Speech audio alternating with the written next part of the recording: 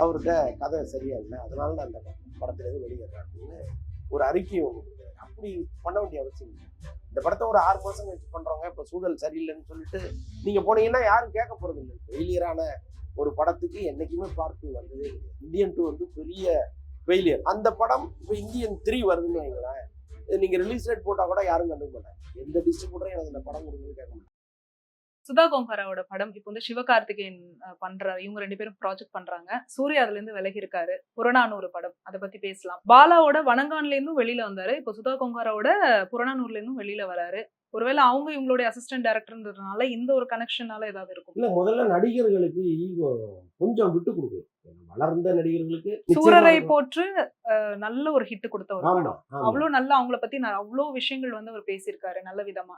இந்த படத்துல குறிப்பிட்டு இந்த டைம்ல வெளியில வரதுக்கான காரணம்? இல்ல, அதுதாங்க இந்த பிரச்சனை வந்து நீண்ட காலமா இருக்கு. இப்போ அவங்க இந்த படத்தை நினைச்ச மாதிரி ஆரம்பிச்சிருந்தா இந்நேரம் அது ரிலீஸ் ஆயிருக்கும். கண்டிப்பா. ஸோ அந்த அளவுக்கு வந்து ஒரு லாங் டியூரேஷன் வந்துருச்சு. ம், ம். அவர் படத்துல இருந்து வெளியேறியே அவ்வளவு ஆமா, நாள் லாங் ஆயிடுச்சு. டியூரேஷன் ஆச்சு. ஆயிடுச்சு.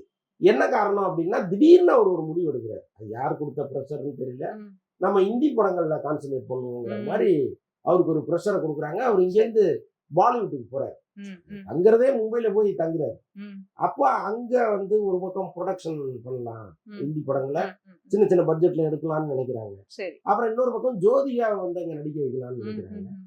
இவரும் வந்து இந்த இந்தி படங்கள் நடிக்கலாம்னு சொல்லி மகாவீர் கர்ணான்ட்டு ஒரு 600 கோடியில ஒரு படம் பிளான் ம், பண்றாங்க. ம், ம். ஸோ இதெல்லாம் பார்க்கும்போது அவர் என்ன பண்றாரு, இந்திக்கு எதிரான ஒரு படமா இது ம். இருக்கு புறநானூறு. ம், ம், ம். இந்திய எதிர்ப்பு போய் மையப்படுத்திய ஒரு படத்துல இங்கே நடிச்சுக்கிட்டு நாம அங்க போய் இந்தி படங்கள்ல எப்படி நடிக்க முடியும்னு அவர் ம். நினைக்கிறாரு. நினைக்கிறாரு. அதுல ஏற்பட்ட ஒரு சின்ன ஈகோ கிளாஷ் இது. அவரு சுதா கோங்கரா வந்து இதை அழகா எடுத்து சொல்லி, ம். மேடம் இதை அப்படியே எடுத்து வச்சிருங்க, நம்ம இன்னொரு நிச்சயமா அந்த படத்தை பண்ணுவோம், நாளைக்குள்ள அந்த இந்தி படத்தை முடிச்சுட்டு வந்துடுறேன் அப்படிங்கிற மாதிரி சொல்லியிருந்தா வேற. ம். பட் அவருடைய அப்ரோச் வந்து அந்த ம். நேரத்தில் கொஞ்சம் வேற மாதிரி இருந்துருச்சுன்னு சொல்றாங்க. ம், ம். என்னன்னா, இவங்க வந்து இந்த கதைக்காக ஒரு 2 வருஷம் டிராவல் பண்ணி ம். கிட்டத்தட்ட அந்த சிதம்பரம் சுற்றி பகுதிகளில் ம். 1967 நடந்த சம்பவங்கள், 65 நடந்ததெல்லாம் இவங்க கலெக்ட் பண்ணி இந்த ஸ்கிரிப்டுக்காக ஒரு 2 ஒரு 2 வருஷம் ஒர்க் வருஷம். பண்ணியிருக்காங்க. சரி. திடீர்னு வந்து இல்ல மேடம், இதுல இதை தூக்குங்க அதை தூக்குங்க, டோட்டலா இந்த இந்தி ம். எதிர்ப்பு போர்ஷனே தூக்குங்க அப்படின்னு ம். நிறைய கரெக்ஷன் சொன்னோடனே அவங்களுக்கு கோவம் வந்துச்சு. ம், ம். இல்லைங்க, இதுல நான் எதையுமே கை வைக்க மாட்டேன், இந்த படத்தை நான் அப்படியே எடுக்க போறேன் அப்படிங்கும்போது, ம்.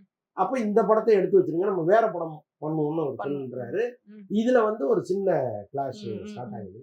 அதுக்கப்புறம் அவங்க என்ன பண்றாங்க, நீங்களே வேண்டாம் சார், நான் அதை வேற ஆளை வச்சு பண்ணிக்கிறேன்னு ம். சொல்லிட்டு அதுல இருந்து அவரும் வெளியில போயிடுறாரு, இவங்களும் வந்துடுறாங்க. அதுதான் அந்த கதை. அவங்களுக்குள்ள ஒரு நல்ல ரேப்பும் இருந்தது இல்லையா? ஆமா அதனால. ஆமா ஏன்னா அது அவங்களுக்கு நல்ல அவார்டும் வாங்கி கொடுத்தது ம், ம். சூர்யாவுக்கு. ஆமா, தொடர்ச்சியா அவர் மேல நிறைய அதிருப்தி வந்துட்டே இருக்கு. அதுதாங்க. இப்போ நம்மை வளர்த்து விட்டவர்களை நம்ம எப்பவுமே வந்து கைவிடக்கூடாது, அல்லது அவங்களோட டிராவல் பண்ணணுங்கிற ஒரு எண்ணம் அவருக்குள்ள வரணும். நீங்க கௌதம் மேனனை வந்து அவர் வெளியேற்றினாரு. அது எப்படி வெளியேற்றினா, ரொம்ப அவமானப்படுத்தி வெளியேற்றினார். ஆக்சுவலா ஒரு படத்துலேருந்து வெளியேறுவதுங்கிறது வேற. ம், இப்போ ம். நாளைக்கு வந்து கௌதம் மேனன் படம் ஸ்டார்ட் பண்ண போறாங்க, அவரும் சூர்யாவும் சேர்ந்து நடிக்க போறாங்கங்கிற சூழல்ல நாள் ஒரு அறிக்கை ஒன்று வெளியிடுறாரு. ம். அவர்கிட்ட கதை சரியா இல்லை, அதனால நான் அந்த படத்துலேருந்து வெளியேறேன் அப்படின்னு ஒரு அறிக்கை ஒன்று கொடுக்குறாரு. ம். அப்படி பண்ண வேண்டிய அவசியம் இல்லையா? இந்த படத்தை ஒரு 6 மாசம் கழிச்சு பண்றவங்க இப்போ சூழல் சரியில்லைன்னு சொல்லிட்டு ம். நீங்க போனீங்கன்னா யாரும் கேட்க போறது இல்லைல்ல. அப்ப கௌதம் மேனனை அவமானப்படுத்த ஒரு தயங்கவே இல்லை. ம். இத்தனைக்கும் கௌதம் மேனன் காக்க காக்கன்னு ஒரு பிரமாதமான படத்தை சூர்யாவுக்காக வாரணம் ஆயிரம் வந்து கொடுத்தவர். தெலுங்கு இண்டஸ்ட்ரியில வாரணம் சூப்பர் ஹிட் ஆயிரம் அது. ஆமா கொடுத்தவர். அப்போ குறைந்தபட்சம் அந்த நன்றி உணர்வு ம், உள்ள ம், இருக்கணும். ம்.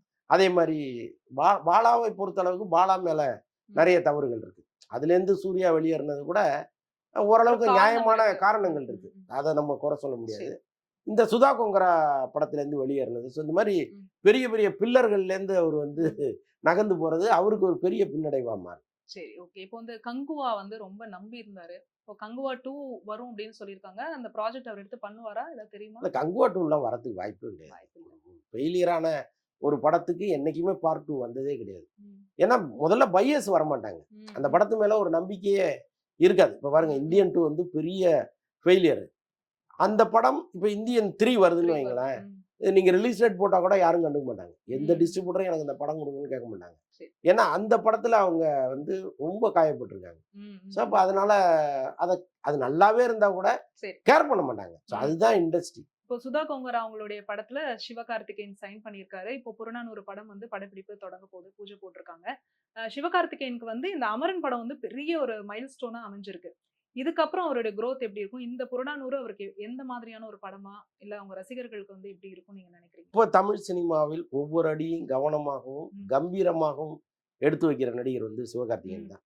அவர்கிட்ட இருக்கிற சாமர்த்தியமும் சாதுரியமும் வேற யார்கிட்டயுமே இல்லை. இல்ல. ம். நம்ம எல்லாருமே அவரை பார்த்து கத்துக்கணும். ஸோ அந்த அளவுக்கு அவருடைய growth வந்து அப்படி போயிட்டு இருக்கு. இப்போ ம். இந்த படம் அமரன் மிகப்பெரிய வெற்றி. அதுக்கப்புறம் அவர் பண்ற ம். புறநானூறு படம் இது வந்து நிச்சயமா ஒரு பேசக்கூடிய ஒரு சப்ஜெக்டா இருக்க சரி. போகுது. ஏன்னா இந்த படம் வந்துச்சுன்னா மொத்த அரசியல் விவாதங்கள் கூட இந்த படம் பத்தி நடக்கும். அப்படியா? ஸோ அப்படி ஒரு அரசியல் படமா அது உருவாக போகுது. ம்ஹ்ம். அதுக்கப்புறம் முருகதாஸ் படம் ஒன்று கையில வச்சிருக்காரு. ம். ம். அது வந்து ஒரு மாதிரி ரக்கடான கேரக்டர். சரி. அதுக்கப்புறம் வந்து அச்சுவினத்தோட ஒரு படம் ஒன்று பண்ண போறாரு. ம். ம். ஸோ அவருடைய லைனப்ல இருக்கிற படங்கள் எல்லாமே வந்து பிரைட்டான படங்களா ஒரு மாஸ் படங்களா அவர் எடுத்துட்டாரு. பிரைட்டா யூஸ் பண்ணி வச்சிருக்காரு. ம். ஒரு ஒரு டைரக்டரே அப்படிதான் ம். சூஸ் பண்ணி கொண்டு வந்திருக்காரு. ம். அதனால ஒரு சொன்ன மாதிரி விஜய் வந்து ம். எப்படி எனக்கு அப்புறம் நீங்கங்கிற மாதிரி ம். ஒரு டயலாக் அது வந்து யதார்த்தமா போட்டாங்களா அல்லது ஓகே. வேணும்னு சொன்னாங்களான்னு தெரியாது. ம். பட் அது அது பலிக்கக்கூடிய மாதிரி அவருடைய படங்கள்லாம் இருக்கு. காமெடி ஹீரோவா வந்து கிராஜுவலா அவருடைய வளர்ச்சி இருந்து இப்ப இந்த அளவுக்கு படங்கள் சூஸ் பண்ணி பண்றது நல்ல விஷயம். ஆமா. இன்னொரு ஒரு ஹீரோ நினைவுக்கு வராரு. ஃபர்ஸ்ட் படமே வந்து சூப்பர் ஹிட் கொடுத்த ஒரு ஹீரோ. ஒரு சார்மிங்கான ஹீரோ. ஒரு காலத்துல எல்லாருக்குமே வந்து அவர் வந்து ரொம்ப பிடிக்கும். நிறைய வந்து இனிஷியேட் எடுத்தாரு. சில நம்ம வந்து மாஸ் ஹீரோவா மாறணும் அப்படின்னு சொல்லிட்டு. நல்லா பண்ணிட்டு இருந்தாரு. இப்போ அதுக்கப்புறம் ஒரு டவுன் வந்தது. இப்போ ரீசெண்டா அவர் சூஸ் பண்ற படங்கள்லாம் அந்த அளவுக்கு பெருசா இல்ல. சோ அது வந்து எப்படி பாக்குறீங்க? ஸ்ரீகாந்த் தான் நான் கேக்குறேன். ரோஜா கூட்டம் படம் வந்து மிகப்பெரிய ஹிட். ஆமா. அதுக்கப்புறம் ஏப்ரல் மாதத்தில் மனசெல்லாம் நிறைய படங்கள் நல்ல நல்ல பண்ணாரு. படங்கள் எல்லாம் பண்ணாரு. ம். கிழக்கு கடற்கரை சாலைன்னு ஒரு படம் நானே அவரை வச்சு ஓகே. தயாரிச்சிருக்கேன். பாவனா. ஆமா. அதுதான் வந்து அதுக்கப்புறம் அவர் பண்ண படங்கள் எதுவுமே பெருசா பண்ணல. ம். ஏன்னா ம். இப்ப நம்ம படம் வந்து ஓடல. அதுக்கு நிறைய காரணங்கள் இருக்கு. அதுக்குள்ள சரி. நம்ம போனோம்னா வேற திசை நோக்கி இது ம். போயிடும். ம். ம். அதனால நம்ம அதுக்குள்ள போக வேண்டாம். சரி. பட் எனக்கு தெரிந்து மிக திறமையான நடிகர். இன்னொன்று வந்து இந்த இண்டஸ்ட்ரியை ம்.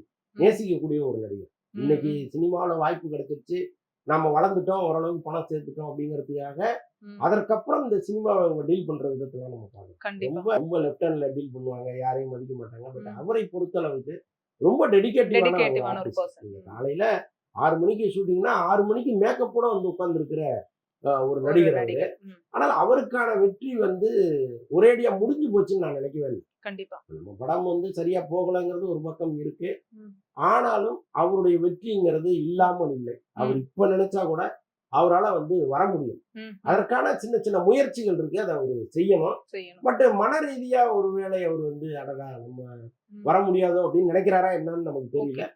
நிச்சயமா மிக திறமையான ரொம்ப அழகான எனக்கு ம். ரோஜா கூட்டம் வரும்பொழுது பல பேர் என்கிட்ட சொன்னது என்னன்னா ம். எம்ஜிஆருக்கு பிறகு ஒரு அழகான ஹீரோ இப்பதான் வந்திருக்காரு ம். அப்படின்லாம் சொல்லியிருக்காங்க. சொல்லியிருக்காங்க. வித்தியாசமான ஒரு ஆக்டிங் இருக்கும்ல அவர்கிட்ட. ஆமாமா. அவர்கிட்ட யாரோட சாயலும் இல்லாத ஒரு ஒரு தனித்துவம் இருக்கு. எல்லாமே நல்லா தான் இருந்துச்சு. ம். ம். பட் அதுக்கப்புறம் ஒரு கதை தேர்வு அவரே சொல்றாரு, நான் இந்த மாதிரி படங்கள்ல எல்லாம் நடிச்சிருக்க கூடாது அப்படின்னு ம். சில படங்கள்லாம் அவரு சொல்றாரு. நம்ம படமே கூட வந்து அந்த கதையை கேட்டுட்டு இது வேணாம் சார்ன்னு அவர்கிட்ட சொன்னேன். ஓ. சார் இந்த படம் வேணாம் சார், கதை ரொம்ப மொக்க கதையா இருக்கு சார், ம். மாத்திடலாம் சார், டைரக்டரை மாத்திடலாம் சார்லாம் நான் ம். சொன்னேன். ம். ம். அவரு வந்து அந்த டைரக்டர் மேல அவருக்கு ஒரு தனி அன்பு இருந்துச்சு. சரி. அவரு எப்பவுமே அவர் விட்டு கொடுத்ததே கிடையாது. சரி. இல்ல சார் இருக்கட்டும் அப்படின்ட்டாரு. அதுக்கப்புறம் இந்த டைரக்டரால் ஏற்பட்ட பல பிரச்சனைகள் எல்லாமே சேர்ந்துதான் அந்த படம் ம். ஒண்ணு இல்லாம போச்சு. ம். ம். இல்ல அதற்கப்புறமாவது ஒரு தேறி வந்துடலாம்ல. இப்ப நம்ம படம் வந்து ஓடல விட்டுருங்க, சரி. ஏதோ ஒரு ஆக்சிடென்ட்னே நினைச்சுக்கங்க. ம். அதுக்கப்புறமா ஒரு தேர்வு செஞ்ச படங்களாவது நல்ல படங்களா இருந்திருக்கும். இருந்திருக்கணும். என்ன காரணத்தினாலே அவரால வந்து ஒரு பிரைட்டான படத்தை எடுக்க முடியல. நண்பன்ல ஒரு கம்பேக் கொடுத்தாரு. அதுக்கப்புறமா தான் அவர் நல்லா பண்ணுவாரு அப்படின்னு பார்த்தோம். ஏன் தமிழ் சினிமா இண்டஸ்ட்ரியில அவருக்கு நல்ல கதைகள் கொண்ட அந்த அப்ரோச் வந்து அவருக்கு கிடைக்கலையா? இல்லங்க, இப்போ ஒரு படம் 2 படம் ஓடலனாலே நீங்க அதுக்கப்புறம் மேல ஏறி வர்றதுங்கிறது ரொம்ப கஷ்டம். கஷ்டம். அது இன்னைக்கு இருக்கிற அந்த பிசினஸ் போட்டி ம். இதுல வந்து ரொம்ப ரொம்ப கஷ்டம். ம். அது ஏதோ அவரால முடியல. அது முடியல. இப்பவும் ஒன்றும் அவரு எந்த விதத்திலும் குறைஞ்சு போகல. அந்த கண்டிப்பா. பழைய ஸ்ரீகாந்த் அப்படியே தான் இருக்காரு. இருக்காரு. அவருக்கு வயசா இல்ல, அவருடைய கண்டிப்பா. அழகு சாமி எல்லாம் போகவே இல்லை. கண்டிப்பா. அப்படியே தான் இருக்காரு. இப்பவும் முயற்சி பண்ணா வந்துடலாம். ம். பட் அவர் கையில இருக்கு. இவ்வளவு நேரம் வந்து நம்ம தமிழ் சினிமா இண்டஸ்ட்ரியில நிறைய விஷயங்கள் நடந்துட்டு இருக்கு. சோ உங்களுடைய கருத்துக்களை எங்க கூட பகிர்ந்து கொண்டமைக்கு மிக்க நன்றி. நன்றி.